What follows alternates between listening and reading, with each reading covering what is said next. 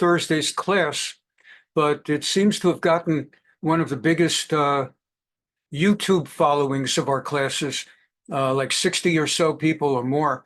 Usually our Thursday classes get about 30 or so, 40 YouTubes. It got like twice as many. So I guess people really liked the discussion about killing out Ammon and Moab and passed the word around. We continue now. Here we are talking about Jewish values and ethics in war. And the last few days have been truly extraordinary. At a time of news that's sometimes happier and sometimes less happy, just an extraordinary 24-hour period where the number 2 in Hezbollah up north and the number 1 of Hamas, some want to say he's the co-number 1, some want to say he was number 1, definitely the number 1 political figure, got assassinated. It's really it's like a miracle. And they killed Haniya in Iran. So that sent all other bells and whistles. A lot was said, and what they did was, number 1, Israel knocked off the guy, number 2 of Hezbollah in Beirut. Most of the fighting with Hezbollah has been southern Lebanon, and there's this perception that that Beirut is off limits. So Israel sent the message, nothing's off limits. You guys have been off limits, and nothing's off limits. And it's an extraordinary message that your capital city, number 2 guy thinks he's safe. We're not going to touch him there. Not off limits. And then Haniya, who's been the head of Hamas, going off to Iran, which is presumably really off limits. You can't just walk in there and, yeah, they did. And the whole debate is, how did they do it? Some were reporting that people knocked on the door and killed them. There's a report that it was a guided missile that aimed right at him. And there's a report that Israel earlier, days or weeks earlier, had planted the bomb like under the bed in that house. And it was just a matter of waiting for him to come by and stay there. And then he finally came by. That it was known that that was a house, a safe house for him when he was in Iran. And he felt safe. I mean, it's not safe for him everywhere. But you had Erdogan in Turkey saying, if Israel ever attacks him in Turkey, Turkey's going to go to war against Israel. And so Haniya felt safe if he goes to Turkey. And it's going to raise other questions. Last week, Erdogan said anyway he's going to maybe invade Israel. And that's going to really get interesting because Erdogan is a member of NATO. Big mistake. NATO was in such a rush to take in a Muslim country. Here they're all Western Christian countries, and they were excited to take in a Muslim country to show NATO is not just Christian crusaders. And they thought Turkey they could work with. And now they've got a madman running Turkey who thinks he's like got the Ottoman Empire or he wants it back. And they're going to have a real problem. Because if he starts a war under Article 5 of NATO, if one of them's at war, all of them have to go to war, and then they're going to have to go to his war. But then there's other alliances that they have to defend Israel. They're going to have a big problem. And you can be sure while the media talk about how everyone's pressuring Israel to do this, that, the other, there's a lot of stuff going on behind the scenes, letting him know he's going to have real problems if he attacks Israel. Not that they love Israel, but there are more Jewish donors to the Democrats than there are Turks. And there's all kinds of stuff. So you've got that going on. But Israel, on the other hand, knows they really cannot attack Haniya if he's in Turkey. And he can't, and for some reason, they don't want to attack these guys while they're in Qatar or Qatar. So what are they going to do? You're going to attack him when he goes into Iran? Yeah. So these are amazing moments. Now, we don't know how it's going to play out. You got to figure they're going to try to do their biggest counterattack they can come up with. And we don't know what that means. The last time they really went ballistic, and sent ballistics. France and England and Israel combined, and they knocked out all those missiles. You don't know what they're going to come up with next. And everybody's got to be careful. And all the Israeli embassies now are on high alert. And there are special instructions to all the ambassadors and consuls general to be very careful, and other Israelis. And then you got the Israeli athletes at the Olympics, and you just don't know what can come up. But that raises the question, first of all, and I'm talking about this not to update you on current events, that's the Sunday classes, but for the issue of ethics and values in going to war. One has to weigh the costs and benefits and the risks and the gains, because they know that if they kill Haniyeh, it's going to lead to something. And so that's why they haven't done it till now. But in the last couple of weeks, last 3 weeks, they finally got Mohammed Def, who is the number 4 of Hamas, and they had been trying to get him for years, and they finally got him. And now they got Haniyeh, who's either number 1 or number 2. So that's 2 of the 4 in the command of Hamas. All that's left now is Khalid Mashal and Yahya Sinwar. And for all we know, they know exactly who those 2 guys are. And they're just waiting for those guys to go somewhere easy, like Iran. And so that's part of it. And they have to balance. Are they ready to take what it might lead to? And clearly through 9-month war with Hamas, Israel has until now felt we want to avoid that. But for whatever strategic reasons they have decided, it's time to kick up our game. And I believe I have no basis. I have no documented basis. No one's giving me inside information. But I believe part of what's going on now is that everybody in the world now knows nobody's at the helm in America. No one wants to say it, but no one's steering the ship now in America. Harris is not steering the ship. Trump is not steering the ship. And Biden doesn't even know where the ship is. So right now, no one's in charge. And whatever people have been waiting to do, now they're doing it. And you basically have Anthony Blinken and the guy Austin, the Secretary of Defense. They're running the show now. Biden, on days that he knows he's alive, offers them his leadership, and on other days, he doesn't. And so everybody's playing games now. It's very, very dangerous, because when the cat's away, the mice play. So obviously, Netanyahu has made a decision, particularly because Hezbollah just sent a rocket that killed 12 members of the Druze community up in the Galil, up in the Golan, that now is the time.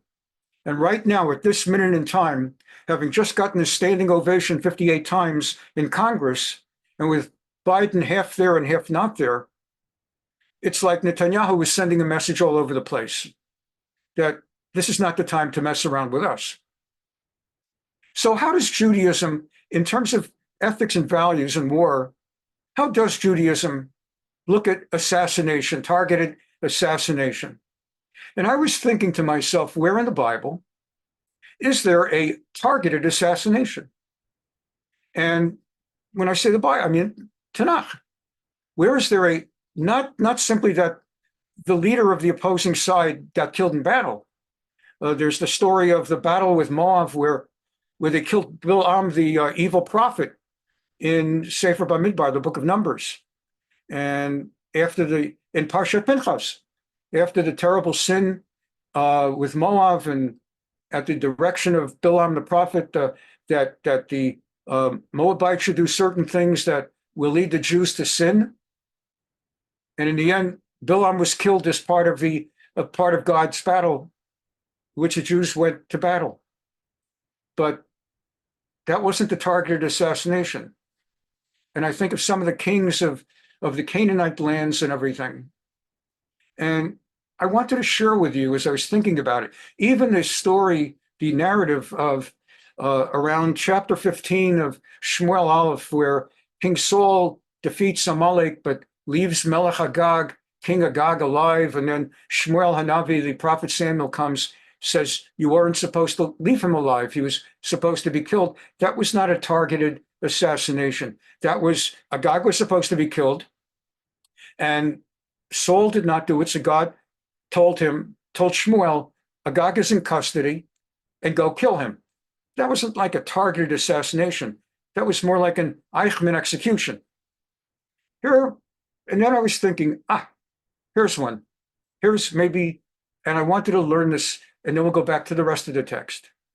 The assassination of the king of Moab, Eglon, chapter 3 of Sefer Shoftim, third chapter of the book of Judges, where Ehud, that's the good Ehud, not the Ehud Omer to Ehud, not the Ehud Barak Ehud, but the good Ehud, the Shofet, the judge in the Bible, the tzaddik Ehud, and where he assassinates the king of Moab. Let's see what I'm talking about, and let's see how we remember that incident.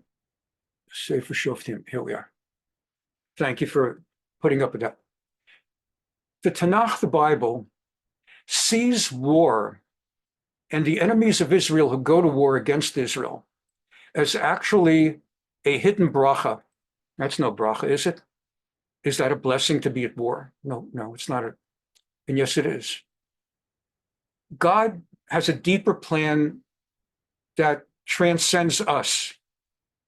There are things that I want and that you want. And I'm thinking about me, my congregation, my family. You're thinking the same things about your family and your loved ones. And God has a much, much deeper plan. He's thinking about all of us and all of our families and all of our congregations. And he's also thinking about the next thousands of years or whatever till Mashiach comes. And how everything, he's got the big plan. And we cannot begin to understand that plan. He says, I believe it's in Sefer Yeshayahu, Isaiah, that his thoughts are not our thoughts. His ways are not our ways. We can't imagine. And anti-Semitism is part of his plan. And we may not like it, but we bring it upon ourselves. Now, don't get me wrong. I'm not saying anyone in our class is bringing it on anyone. And I would like to hope that I'm not the one bringing it on anyone. But Jewish theology teaches that Jews bring anti-Semitism. Hitler does not bring anti-Semitism into the world. Jews bring anti-Semitism in the world. And Jews can cure anti-Semitism. Now, the Gemara says elsewhere that once God sends the Malach HaMavet, the angel of death, then the angel of death is given a green ticket and is not given a list and limited only to that list. It says that the Farish Gemara, it's an explicit segment, sugya in the Gemara. Once God has decided, now the angel of death goes, and that's why even tzaddikim, righteous people, die with the rest. And I can't get into the whole discussion of the Holocaust now because that could take months to discuss. But anti-Semitism is God's way of preserving the Jewish people. It's a horrible thing. And if we don't deserve it, if we play by the rules and live by his laws, we don't need that. But when you have a Jewish community that starts to assimilate to the point that Jews are about to disappear from the face of the earth, like Babylonians and Romans and all of those ancient empires, what keeps us around? That we uniquely among all nations and empires have not disappeared. He won't let us disappear. He won't let us define ourselves into non-existence. Anti-Semitism will keep us if nothing else works. And we see it on our own lifetimes. I hate it. I hate it. Now, when people say, Rabbi, or to Orthodox Jews in general, what is it your business if I don't keep Shabbos? What is it your business if I'm not kosher? And obviously, we don't superimpose. But the reason it's our business, and we try to get Jews to live by Jewish law, is that if too many Jews, whatever God's account is, turn away from Judaism, it can bring disaster on all of us. If he feels now's the time, in order to save the Jewish people, I've got to bring this on. And I was saying, we're seeing it right now. I hate to say it. We're seeing it right now. A year ago, they were tearing Israel apart. Not the Arabs, the Jews, the left-wing Jews who hate a Jewish conservative Orthodox government or Orthodox-friendly government, not even an Orthodox, but it's the first time in Jewish history, the government that was elected about 2 years ago, first time in the history of the Jewish people since the temple 2,000 years ago, that the governing sovereign polity of the Jewish people, that the majority were Orthodox Jews. In the 64-seat coalition that is governing over the 120-seat Knesset, 33 of the 64 Knesset members in that 64-seat coalition are Orthodox Shomrei Shabbat. Not all of the members of Likud, but some, and almost all the members of Ben Gavir's party, Otzma, and then, of course, pretty much everybody in Smotrich, and of course, everybody in the Aguda party, and the Torah Judaism party, and in Shas, and altogether it's 33 out of 64. And they hate that on the left. And they hate a left-wing government, and they also hate Netanyahu. And plenty of the people on the right also are sick of Netanyahu. But all of that together, I mean, what do you do if you don't like somebody? You vote against them. And what do you do if you lose? You wait 4 years or whatever, and you try to bring them down. If it's a democracy, eventually you bring them down. It always works that way. But they were doing something else to the left. They're trying to destroy Israel. If we can't get Netanyahu out on our terms, then we don't want to have an Israel anymore. We'll destroy this country. And so they started demonstrating 100,000 every week in Tel Aviv, being financed by George Soros. He's not only trying to destroy America, he's trying to destroy Israel. By the way, Mazel Tov, his son, just married Huma Abedin, Saudi Arabian, such nachas. And so Soros money, anti-Semitic money, money filtered from the European Union, that goes into that. And they were trying to tear Israel apart. It was very bad. And that was the word in Israel. If you listen to the news, if you read opinion columns in Ma'ariv, Yediot Achronot, the opinions, everybody said, this country's going to go under. We are destroying ourselves. And then all of a sudden, October 7 happened. Now, I'm not a prophet. God did not talk to me. God did not come to me and say, Dov, I want you to tell the world, here is why October 7th happened. So I know what everyone else knows. There were military defense lapses. I know that they had advance notice and warning from a few people on guard, and they disregarded the warnings, and they put all their faith in a security system that had failing. I know all of that stuff. But a lot of us think that this was also God's way at the expense of 1,200 lives and babies burned. This was God's way of saving the state of Israel. How terrible. And I'm not saying with authority that's what it was. I dare not, because I don't know. But all of a sudden, they stopped destroying Israel. All of a sudden, the Saturday night demonstration stopped. They had public letters they were signing, soldiers in the army on reserve, and saying, we're not going to serve in the army. We hereby announce we will not fulfill if we're called in for reserves. We will not serve in the army. And then suddenly October 7 happened. Everybody served in the army. No one had to force them. Their bluff was called. They flew in from all over the world where they were vacationing in Thailand. And they all ran in from Thailand to serve in the army. The army could not even absorb all of the soldiers at one time. There were too many. Suddenly the country stopped tearing itself apart, and it became Ninatseach Yachad. We're going to do it Yachad together. And now that everything is under control, the leftists started all over again to destroy the country. It's unbelievable. Now that they feel secure, we haven't beaten Hamas, but we've beaten Hamas down enough that we could go and get back to destroying Netanyahu. Those living in Israel or reading the papers or watching the news see that every Saturday night they're back where they left off. What happened? Almost like clockwork. Hezbollah came to town. And now they've got problems with Hezbollah and with Iran and with the Houthis of Yemen. That's how it goes in Judaism. That when the Jews are tearing ourselves apart, and unfortunately we almost always do under certain circumstances, and we're not the only ones, by the way. America almost tore itself apart. That led to the Civil War. There are lots of people who almost tear themselves apart. In most of their cases, they disappear from the face of the earth. But God won't let us tear ourselves apart. And that's one of the reasons that Israel is surrounded by Arabs in the current time.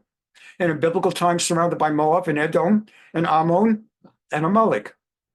That if we don't know how to stay together in unity, look around you on all the borders, they'll keep you Jewish. They'll keep you united if you can't do it yourselves.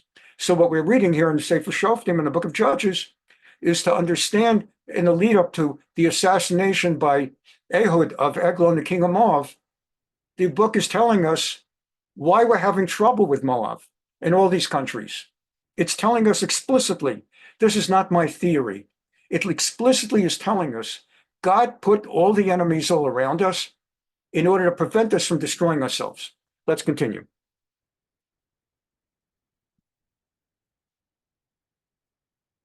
God raised up Shoftim, judges, chieftains, who delivered the Jews from those who attacked them, all right? But they did not heed their judges. They went astray and turned away from God, and they went after other gods. In those days in Canaan, it was the Baal, for example. They went after other and bowed down to them. They worshipped other gods in the land of Israel, to which God brought the Jews under Joshua. They were quick to turn aside from the Torah, from the way their ancestors had followed, in obedience to God's commandments. They did wrong. Lishmo mitzvot Hashem, that's what their ancestors had done. They were shomer mitzvahs, they were shomer mitzvot, shomer Shabbat. Lo asu kain, they didn't do it. So what happened? When God raised up judges for them, God would be with that judge. God would stand with the Shofet, that the Shofet would succeed and would save them from their enemies, as he has saved us, let's say, from Gaza and Hamas, and saved us from Iran when they sent the 130 or whatever it was missiles. He saves us during the life of that judge. For God would be moved to pity for the Jewish people. Ki yinachem Hashem, God would have rachamim. He would have pity on the Jews. By their moanings, our prayers to God, when things got bad enough, we would stop fighting each other and we would turn to God. God, please save us. Ana Hashem Oshiana. Because of those who oppressed and crushed them. So he surrounded us with those who would oppress and crush us. Aram, modern day Syria, right, Damascus. Assyria, another empire. Ammon, Moab, Edom, Amalek wandered, that was all over the place. And he would protect us from those who crushed us. But when the chief would die, when that incredibly righteous tzaddik of a Shofet, a Gidon, a Yiftach would die, and they no longer would have the influence of an extraordinary religious leader, they would again act basely. They would again hishchitu, lishachet, they would again destroy everything me'avotam, everything that their ancestors had given them, and even worse than their ancestors, following other gods. Lalechet acharei Elohim achirim, la'avdam lishtachavot lahem, to worship them and bow before them. And it was all over again. Lo hipilu mima'aleleihem midarkam, they would follow the false religions to the dot. Whatever rituals that the false religions had, they would be even more than that. Now, it's okay if let's say if a Christian wants to celebrate Christmas, more power to them. More power to, in today's world, where people are godless, like what they did at the beginning of the Olympics with the drag queens, making a mockery of the Last Supper, the anti-religious hostility to Christianity, to Catholicism, Protestantism, more power to them. But that's their religion. That's not our religion. We don't expect Christians to observe Rosh Hashanah and Pesach and Yom Kippur. That's for Jews. And Jews should not be observing Christmas. And when Doug Emhoff, with his wife, takes a photograph in front of a Christmas tree, and when Jews in America celebrate that, how blessed we are to be living in a time when a Jew celebrates Christmas as the second gentleman, and we have another Jew who's the Senate majority leader, Schumer, and there's a picture of him grilling cheeseburgers. How lucky we are to have a cheeseburger Jew running the United States Senate and to have a second gentleman Jew in front of a Christmas tree. When have we had more anti-Semitism in America? Unbelievable. You would think if we were like the nations of the earth, this would be the golden age of American Jews. Look, we have Jews in everywhere. Just the opposite. Jewish kids on campus are terrified to walk on campus. You have Jewish synagogues getting attacked like pogroms. When did this ever happen before in all of American history? Maybe one incident here, one incident there, the hanging of Leo Frank, the attack that happened in upstate New York in the 1920s.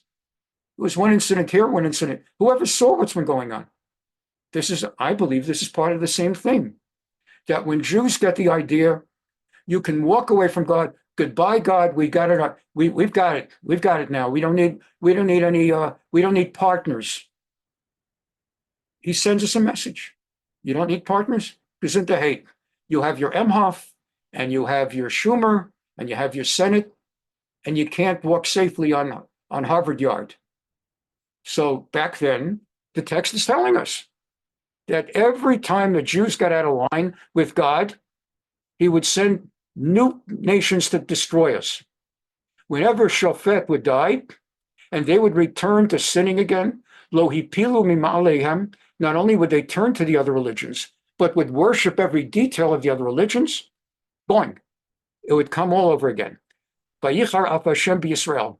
God would become incensed against the Jews, and once again he would say, since the nation has transgressed the covenant that I brought with them, I made with them, with their ancestors, and has not obeyed me, Yana Sheravruach Goy Hazeh, the word Goy, like what I was teaching the other day, the word Goy refers to Jews, not to non-Jews.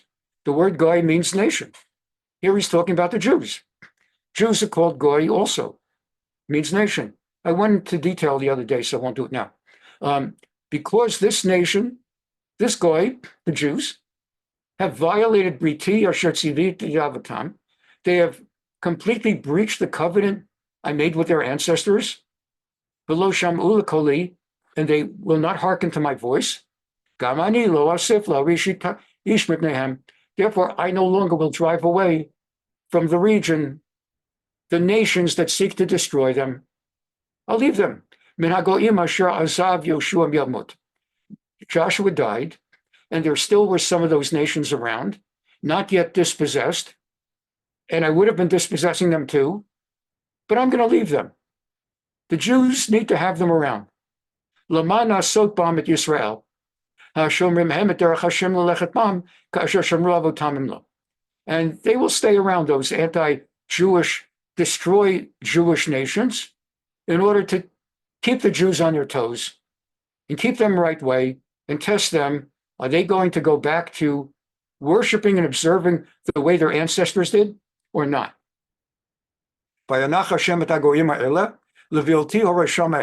And God deliberately held these nations in place. Ammon, Moab, Edom, Aram, he did not dispossess them the way he dispossessed some of the others. But he left some of them around in order to keep the Jews under control. Just as those Arabs in Jordan, in Gaza, in Lebanon, in Syria, Iraq, they keep the left-wing Jews honest. They won't let, and also the right-wing Jews, they won't let Jews destroy each other. The Elah HaGoyim, and it lists the different nations that God kept, etc. And here we go. These served as a means of testing Israel to learn whether they would obey the commandments that God had enjoined upon them. Their ancestors through Moshe. Okay.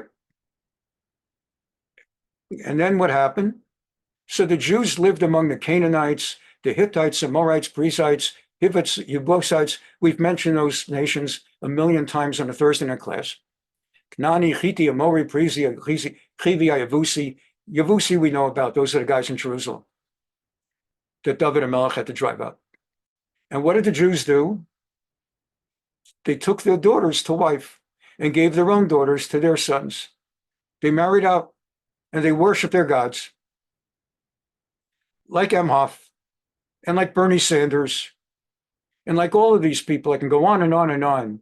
I'm just sticking with one or two famous ones. It makes the point more than enough. And Alex Soros, enough.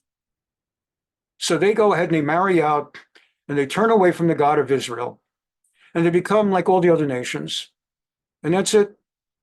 Vayasu b'nei Israel to Rabbi Hashem.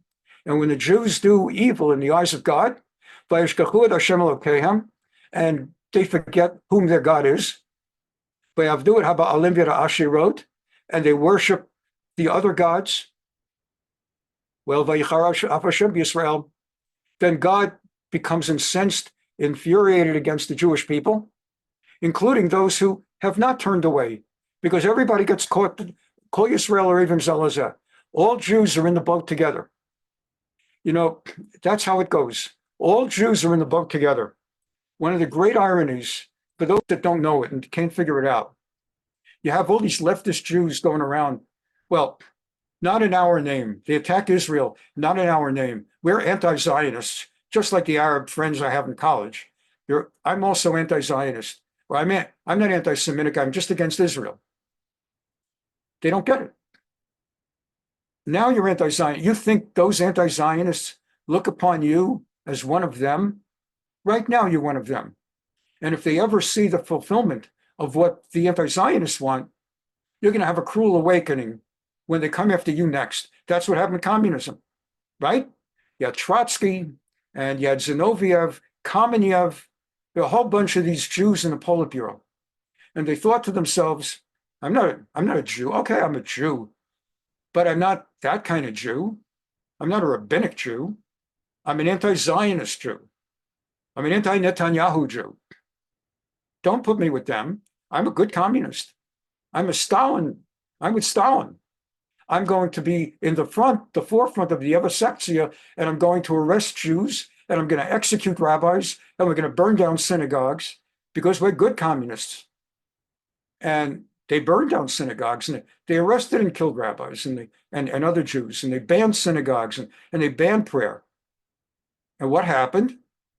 When those Jews were done, Stalin turned around and he killed them. And he killed one by one all the Jews in the leadership of the Communist Party. Kamenev, Zinoviev, and finally Trotsky. Trotsky figured it out finally, never really understood he's a Jew, but he definitely understood he's got a death warrant on him. So he left the Soviet Union and he went to Mexico. And Stalin sent someone to Mexico and axed him in the head. He got axed from the Communist Party and he was killed. He got axed in the head in Mexico. And that's what happens with these people. They think they're going to be accepted. They're not going to be accepted. So same thing. I mean, Bernie Sanders, he marches with Ilhan Omar and with Rashida Tlaib because he's not a rabbinic Jew. He's an anti-Zionist, or he's pro-Zionist, but he's anti-Netanyahu. So God gets angry at these people. And God surrendered them to King Kushan Rishatayim, the king of Aramea, Syria. And the Jews got conquered. And so then the Jews start to cry to God. That's the pattern over and over and over and over again throughout Sefer Shoftim, the book of Judges. That the Jews get turned over to our enemies, and then we turn to God. Not initially. Initially, we try to figure out what did we do wrong in the battle? What was wrong in the military strategy? What were we lacking in weapons and military training? And then finally they figure out God stopped protecting them. That's what went wrong. And they turn to God and they pray to God and they ask God to please. And when the Jews turn back to God, God sends a messenger to be their savior, and they defeat the enemy, and they celebrate and remain religious for 40 years. and the land remains at peace for 40 years, and then the cycle repeats itself. People start feeling comfortable and safe, and all of a sudden they're back to square one, over and over and over again. When you learn Sefer Shoftim, that is the theme of Sefer Shoftim, and the land was at peace for 40 years. If you think about it, they signed the agreement with Sadat. And how long did they have with that? So there was the Yom Kippur War in 73, and shortly after Begin was elected in 77, they signed the agreement with Sadat, and like 40 years later, they've got Hamas. Land was at peace for 40 years. That's how it is. The Jews cried out to God. It's the same terminology we see with the Jews crying out to God in the time of Egypt before the 10 plagues. By Zaku b'nei Yisrael el Hashem, the Jews cried out to God, Vayakam Hashem Moshil b'nei Yisrael, and God sent the Savior to the Jews, like he sent Moshe by Yoshiem, and he saved the Jews. At Otniel bat Kenaz, he's not famous the same way the others. He's famous, he's in the Tanakh, the Bible, but like 99 out of 100 Jews, even biblically knowledgeable Jews, they might not know the name Otniel, unless they know someone named Otniel. And if they know someone named Otniel, they wonder, where did that name come from? Here's where it came from. The judge, Otniel, had the same status as Gideon, Yiftach, Shimshon, Samson. He had the same status. But people don't know. It's just, he came and it was just quiet. He was Machaya. It was wonderful. Achek Halev Hakatomi Menu, but he, Allah Ruach Hashem, and he had the Spirit of God. He was accepted to be the judge over Israel. They went to war. And they went to war against this horrible, torturous king, the king of Aramea. But to Az Yado al Kushan Rashatayim, the word Oz means strength. And Otniel's hand became strong, and they overwhelmed Kushan Rashatayim. But the Shkoda Arutz, check it, quiet. And the land became quiet, Arba'im Shana, for the next 40 years. Bayamat Otniel ben Kenaz, Otniel died peacefully, and you know what's coming next. Bayosuf b'nei Yisrael asada Rabbi and Hashem. The Jews resumed doing evil in the eyes of God, no longer worshiping God according to the laws, no longer eating kosher and keeping Shabbat and following Torah law, and instead turning to the ways of the nations. Vayachazek Hashem et Eglon melech Moab Yisrael. Chazak, strengthen. God made Eglon, king of the Moabites. The next one strengthened to come against the Jews Moab here, in purple. On one side is Ammon, on the other side is Edom. Ammon descends from Abraham's nephew Lot. Edom descends from Yaakov's twin brother Esav. We're just talking about those relationships the other day.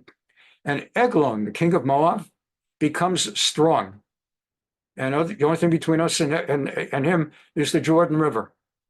And so God now makes him strong as the Jews start turning away. Why? Why does God make him strong?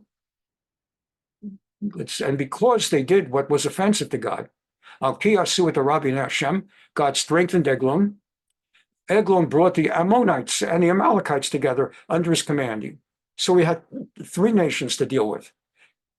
He had his nearby Ammon. That's not unusual for 2 countries that border each other to be allies, like the United States and Canada, something like that. And so they formed an alliance, and Amalek was all over the place. They didn't have a land of their own. They just were all over the Middle East. They were nomads, who actually were very mad. And they wiped out Israel. They went and defeated Israel. Vayachet Yisrael, Vayashu et Ir Hatmarim, and they occupied the city of palms. Our rabbis tell us that's Jericho. They conquered Jericho, whose walls had fallen, but now they reconquered it in their name. And we were servile to him for the next 18 years. It doesn't mean literally like black slaves in the deep south before the Civil War necessarily were Jews under Hitler in the concentration camps before they were murdered.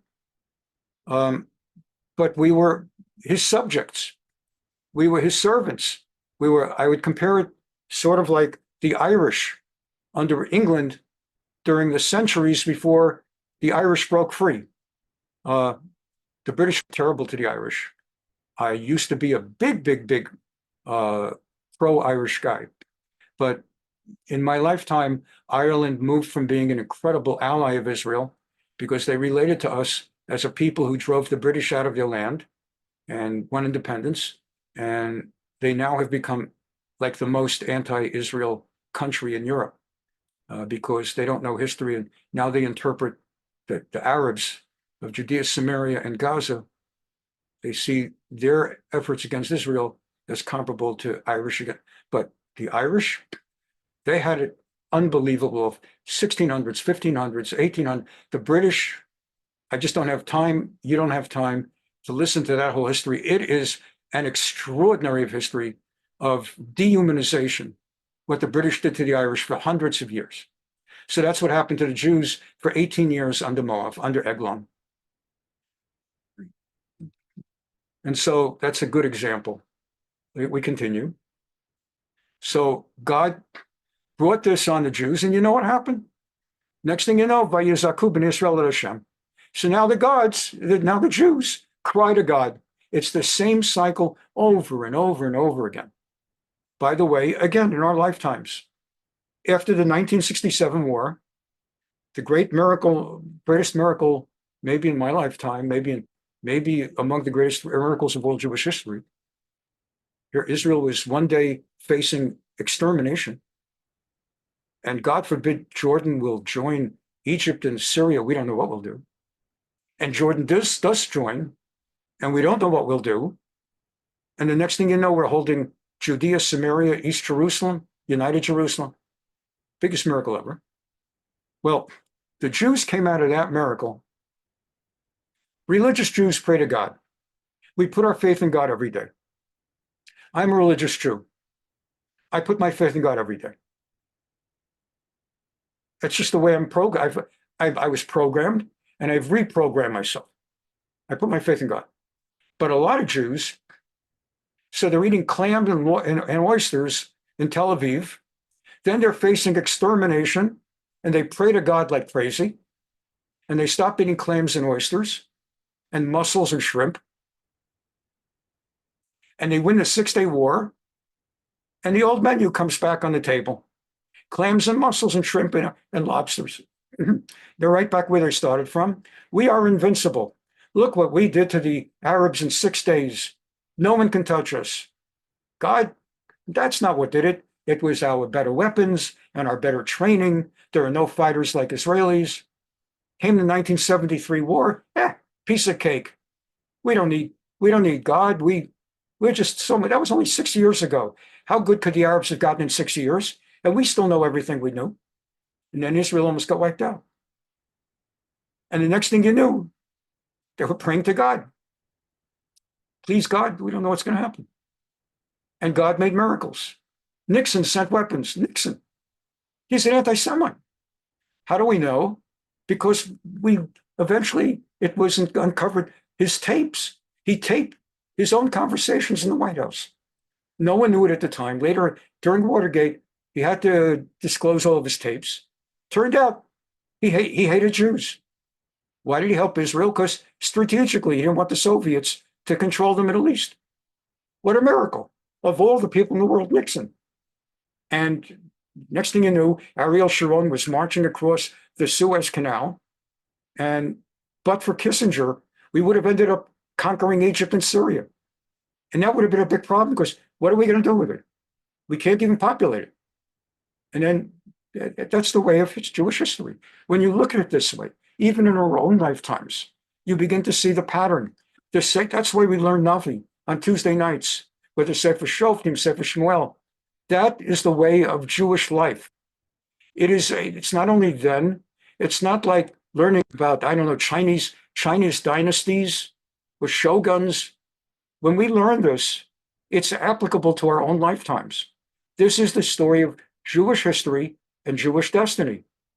So what happened is Eglon, the king of Moab, suddenly has got us as his Irish, like the British had the Irish for centuries. So we're his slaves now. By his Akub and Yisrael Hashem. And suddenly the Jews who had turned to the gods of Moab realized that isn't working so well. So they cried out to God of Israel, Vayakam Hashem lahem Moshiach. And once again, God heard their cries and gave the Jewish people, he raised for the Jews an extraordinary savior, Ehud ben Gera, ben Hayamini, Ehud, E-H-U-D, who's son of Gera, from the tribe of Benjamin. Yemini could mean a right-hander. Actually, paradoxically, he's a left-hander. But Yemini could also mean you're from the tribe of Ben Yamin. So, for example, in Megillat Esther, also Mordechai is referred to as Ish Yemini, who is a man from Benjamin. So God raised up Ehud to be the judge over Israel. Ish Itir Yad Yamino, who actually is a lefty. Why would the Bible segue to tell us he's a lefty? Well, it's pertinent. Otherwise, they wouldn't be telling us he's a lefty. And the Jews didn't know what to do. It's like we're living under Rome. We're living under Babylonia. We are his subjects, and God forbid what he could wipe us out. We have to keep him happy. So they would offer offerings to him, gift offerings. And they sent their new leader, Ehud, to the land of Moab with a gift offering of animals and stuff. Give it to the king. It's referred to, let's say, as duty, D-U-T-Y. Just keep him happy. Let him know that we are honored to be his enslaved people, and keep him happy. So Ehud is sent with the offering, and the king is expecting it. Every so often, he expects an offering from the Jews. They pay tribute, and if they pay their tribute on time, he doesn't massacre them. Vayaslo Ehud cherev, v'la shnei piyot gomed orka. Meanwhile, Ehud, as he prepares to bring the tribute on behalf of the Jews, the persecuted Jews, to King Eglon, he also packs a small sword, like a small sword or a big knife, and it's double sharp on each side. And he hides it. He puts it inside his pocket or something, under his belt or whatever, that you wouldn't notice it. On his right hand side. Now, what would happen is, as you would expect, somebody comes to meet the king, you won't be surprised that he would have security. And they would be better than, let's say, the Secret Service in America. So they would actually be careful. And he would check you out. In those days, people did not pack guns or bombs. They would pack a sword, a knife. And everybody's a righty. So if you're a right-hander, when you stick your hand in to pull the knife, you're pulling it from the left-hand side. You put the knife on your belt on the left, at your hip on the left. That's where you pull it from. So they check your right. If they do a really good job, they check both sides. But at the very least, they do it like the Secret Service with Trump, where they sort of check out most of the rooftops. And they checked him, his left hip, and he was clean. So he's a lefty. Most people aren't. And he's got the knife, or whatever it's called, I don't know, saber, whatever it is, on his right hip. And it's smaller than a full-size sword, so it can be hidden under his cloak and accessible. Madav, and he secures it on his right. And he brings the tribute gift to the Eglon, the king of Moab, the Eglon Ishbari Ma'od. And Eglon was a man, the text is sort of talking figuratively, says he was a very healthy man. What the text is trying to tell us is that he was extraordinarily corpulent. And it's, for whatever reason, the text is speaking in euphemism. He was very healthy.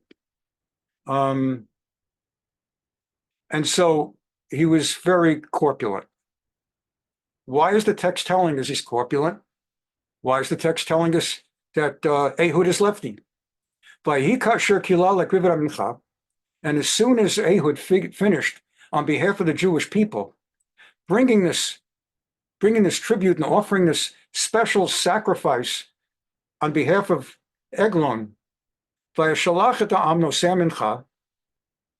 Ehud sent away, or Eglon, whichever way you want to interpret, sent away the people, most probably Ehud, sent away the people who helped carry the sack. If you brought a cow, obviously one guy doesn't bring a cow. And so he sent away the people who helped bring it. So he's the only one left behind. And then he comes and he says, Devar setrli elecha hamelech. He says, now that I've, King Eglon, now that I've had the honor and pleasure of bringing our national tribute to you, I wonder, may I also have a private word with you.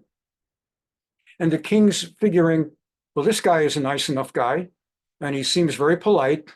And year after year, for 18 years, there's no funny stuff. These guys know who's in charge and who's on the bottom. And so the king says, sure. Vayomer has. And the king says, everybody, has, silence. In other words, everybody go away. Let me just be with this Jew, whatever he wants to tell me privately. And everybody in his retinue steps aside. The Ehud ba elav, and they now go into the king's private chamber. And Ehud walks within close distance. The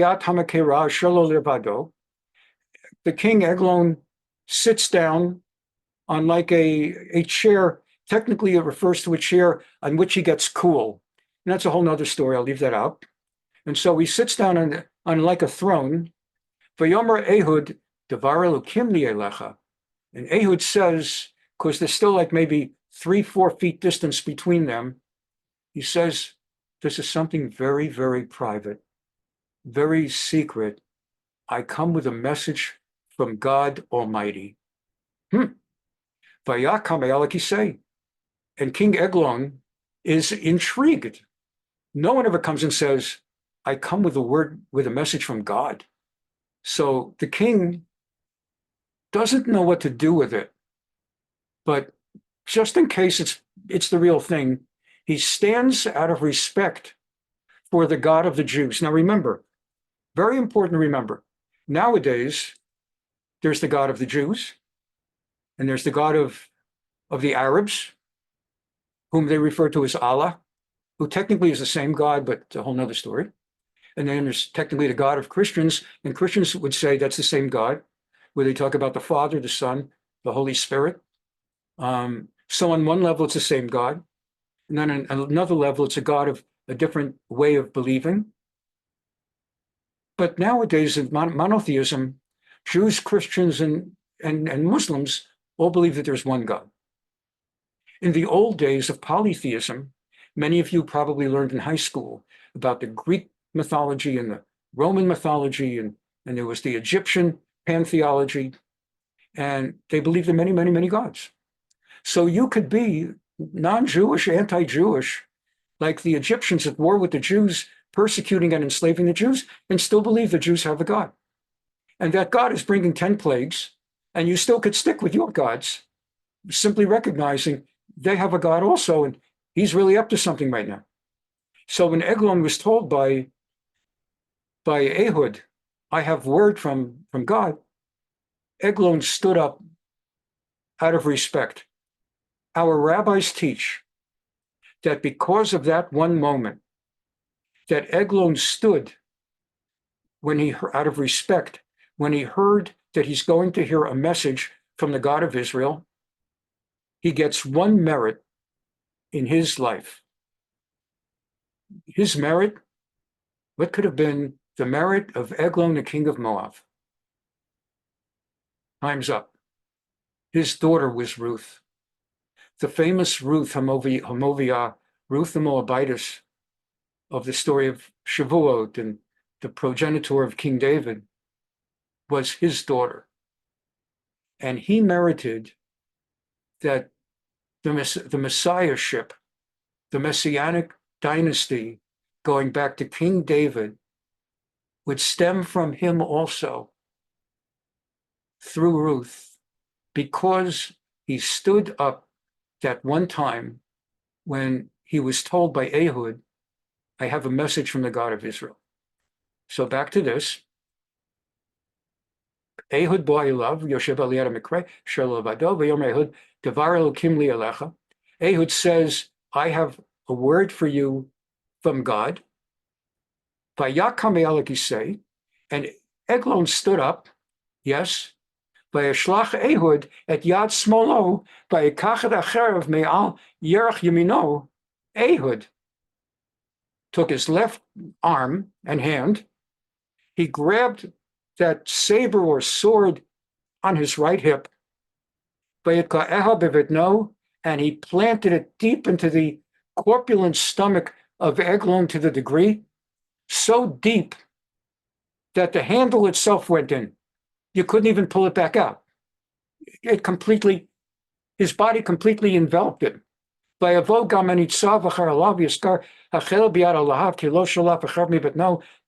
what ended up happening, make a long story short, is that he ended up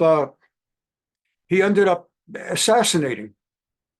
It's the only targeted assassination I can think of offhand where someone biblical or that they actually targeted an assassination, not simply that a leader of a government got killed as part of the battle.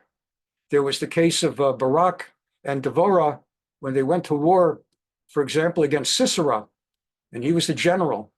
But that wasn't a targeted assassination. That was a war, and Sisera was fleeing for his life because his men were being slaughtered, and he ended up in the tent of Yael, who finished him off. But that wasn't a targeted assassination. He came to her, looking for sanctuary.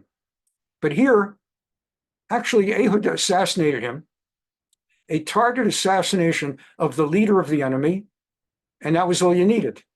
The spirit and morale of the opponents left them. They went to terror. That we'll skip a few pasukim. They went in. Ehud sneaked out. He went back to the Jewish place. The bodyguards, whom King Eglon had said, "Wait outside for me. I'm going to meet privately with this Jew who has something to tell me."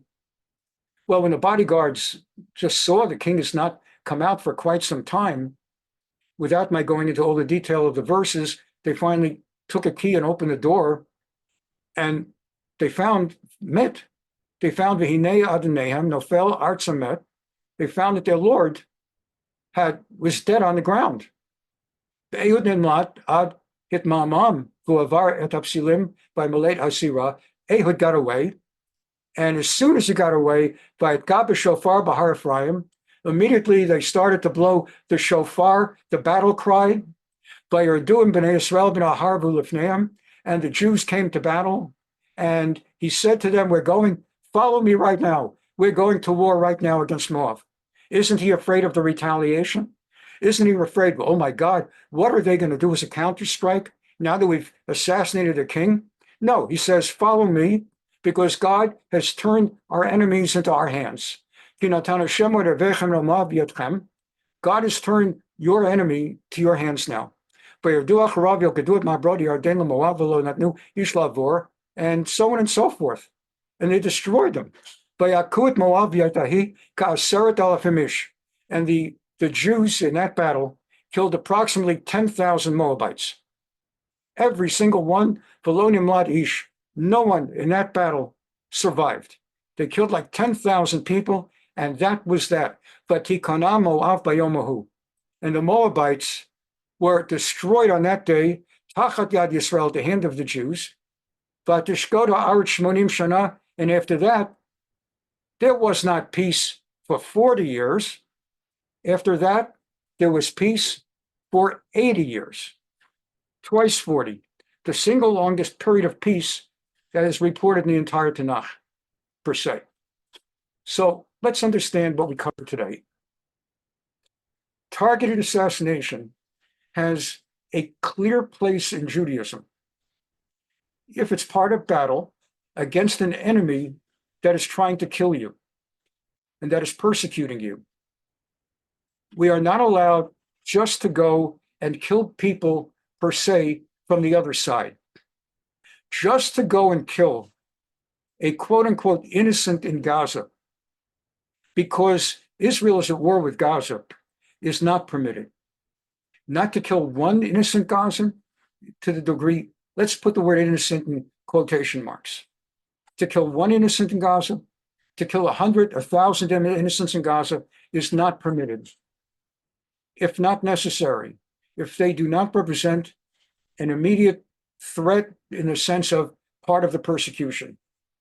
But if the attack is targeted at those who represent danger, even if they're not holding a sword, even if that day they're in peace, they're just sitting and having people come with sacrifices, and they're just having a good time humming a happy tune in their house, it is absolutely appropriate and permitted to assassinate them if they are at the head of the snake trying to destroy the Jewish people. And no apologies and no guilt. Not only that, if you know that that is going to bring about a reprisal that will be really bad, you even are allowed, from an ethic point of view, not strategic, but from an ethical point of view, you are allowed after that to continue fighting, like in the 1967 war. Once it was clear that Egypt was going to war because they struck first when they put a blockade on the Straits of Tiran. Under international law, that's an act of war. When you blockade the other side's navy in international waters, that's an act of war. You now have a war. You then are allowed to say, these guys are making war.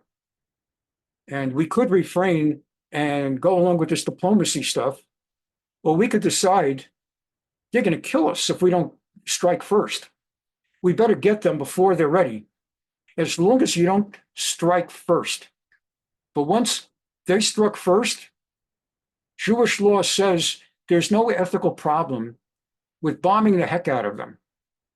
And there's no ethical problem with saying that on that day, Ismail Haniyeh, actually, why kill him on a day when he's only going to be at a funeral for the previous president of Iran? He was nice that day. Why can't you leave him alone that day? He's negotiating a truce that day. Is that the time to do that? If that's their chance, and strategically they believe that this King Eglon of Moab is reachable on this day in Tehran, absolutely Jewish values, ethics, and law would say, go ahead and kill him. And if they believe, and it's up to them, it's not up to us, but if they sit there and they've got information and intelligence that now we've got to go ahead and go berserk against Iran, rather than now wait for Iran to reprise and then for you to come back, according to halakha, Jewish law, it does not matter what the International Court of Justice says, or the International Criminal Court, or foreign exchange students at Harvard and Yale. None of that matters. Doesn't matter what Harris says, or what Biden says, or what any of that, or Schumer. None of that matters. You do what you have to do. Because in the end of the day, if Jews don't take care of themselves, no one else is going to do it. The rest of them, after the massacre, they'll come to Yad Vashem and they'll put a wreath and they'll shed a tear in memory of another 6 million Jews. And they'll say how sad they are, just like after October 7. For a whole week, they were laying wreaths and they were crying. And now they're voting against us in the UN again. So you have to act smart. You have to use intelligence.